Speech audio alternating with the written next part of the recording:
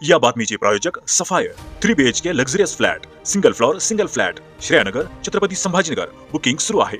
आजच्या बातमीपत्रात सर्वांचे हार्दिक स्वागत. नमस्कार, मी संजय पगारे आणि आपण पाहत आहात वैजापूर टाइम्स. चॅनलमध्ये नवीन असाल तर कृपया चॅनलला सबस्क्राईब करा. पाहूया काही विशेष घडामोडी.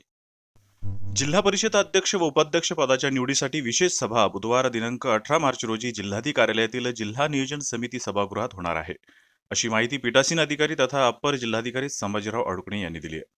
निवड प्रक्रियेनुसार सकाळी 10 ते 12 या वेळेत नामनिर्देशन पत्र स्वीकारले जाणार असून दुपारी 2 वाजता विशेष सभेला सुरुवात होईल. त्यानंतर नामनिर्देशन पत्राची छाननी माघारीसाठी वेळ व उमेदवारांची अंतिम यादी जाहीर केली जाईल. अध्यक्ष व उपाध्यक्ष पदासाठी एकापेक्षा जास्त उमेदवार असल्यास हात वर करून मतदान घेण्यात येणार असून संपूर्ण प्रक्रियेचे व्हिडिओ चित्रीकरण देखील केले जाणार आहे.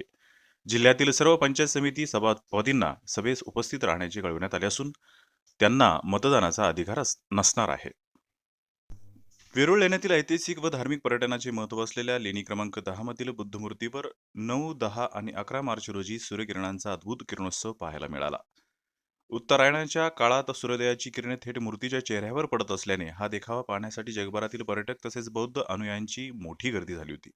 स्थापत्यकलेचा उत्कृष्ट नमुना असलेल्या वेरूळ लेण्यामधील एकूण 34 लेण्या असून त्यापैकी 12 बौद्ध लेण्या आहेत.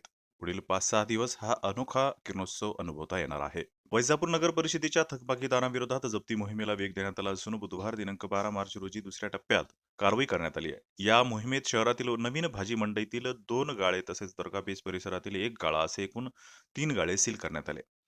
यावेळी एका गाळेधारकांकडून 17,200 रुपयांची थकबाकी वसूल करण्यात आली. वारंवार नोटिसा देऊनही कर न भरणाऱ्यांवर थेट कारवाई केली जात असून मालमत्ता कर, पाणीपट्टी व गाळे भाडे थकबाकीदारांवर ही मोहीम सुरू केली आहे.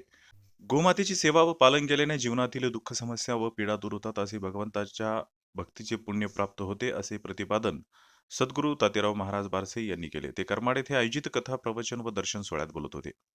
ते म्हणाले की गोमाता ही 33 कोटी देवतांचे स्थान असून गोमूत्र, दूध व पंचगव्य यांचे आयुर्वेदिक महत्त्व मोठे आहे. पौराणिक ग्रंथामध्ये कामधेनू गायीचे महत्त्व अनन्यसाधारण असल्याचे वर्णन असून गोसेवा व देशसेवा हीच खरी साधना असल्याचे त्यांनी सांगितले. या कार्यक्रमात माजी खासदार चंद्रकांत खैरे, माजी आमदार सुभाष झांबड, उद्योजक प्रकाश मुथा, जिल्हा परिषद सदस्य मनोज गायके, विकास तावरे यांच्यासह अनेक मान्यवर उपस्थित होते. कार्यक्रमाचे सूत्रसंचालन प्राध्यापक कैलास जाधव. याबरोबरच हे बातमीपत्र इथेच समाप्त. अधिक बातम्यांसाठी पाहत रहा वैजापूर टाइम्स.